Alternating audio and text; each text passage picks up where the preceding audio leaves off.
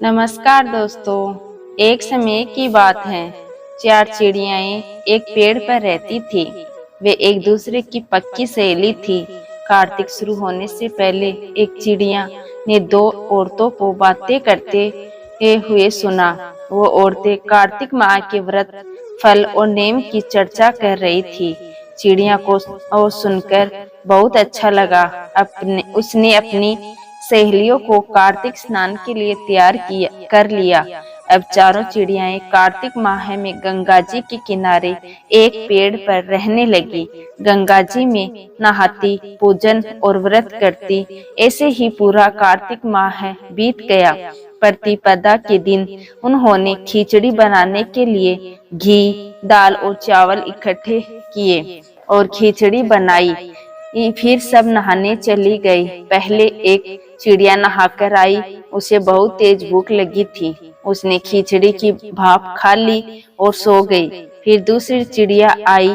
उसे भी नहाने के बाद बहुत भूख लगी थी। उसने खिचड़ी का पानी पिया और सो गई। अब तीसरी चिड़िया आई।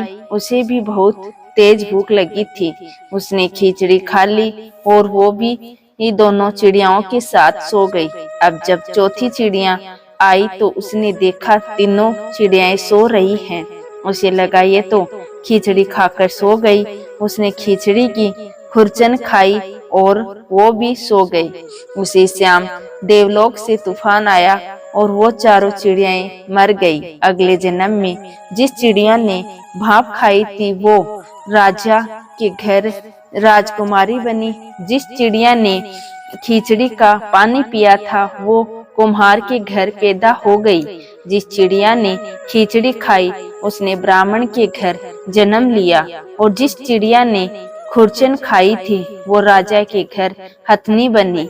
कुम्हार की लड़की राजा के महल में दासी बन गई और ब्राह्मण की लड़की राजकुमारी की सहेली बनी। राजकुमारी को अपने पिछले जन्म की बातें सब याद थी। राजकुमारी का विवाह हुआ। जब वो विदा हुई तो राजा से बोली कि मैं अपनी सहेली और दासी को साथ ले जाऊंगी। राजा ने कहा ठीक है। राजकुमारी फिर बोली मैं इस हथनी को भी साथ लेकर जाऊंगी। राजा ने सैनिकों से कहा हथनी को ले आओ, पर हथनी उठी ही नहीं। तो राजकुमारी ने हथनी के कान में जाकर अपने पिछले जन्म की सारी बात कही तो हथनी खड़ी हो गई। यह देखकर वो राजकुमार जो राजकुमारी से विवाह किया था वो बोला तुमने इसके कान में क्या कहा कि यह तुरंत खड़ी हो गई? मुझे बताओ तुम कौन हो? राजकुमारी ने उस राजकुमार को अपने पिछले जन्म की सारी बातें बता दी। राजकुमार बोला कि कार्तिक नहाने का इतना फल होता है कि चिड़िया को मनुष्य की योनि मिल जाए तो हम भी इस वर्ष जोड़े से कार्तिक स्नान करेंगे और खूब दान पुण्य करेंगे।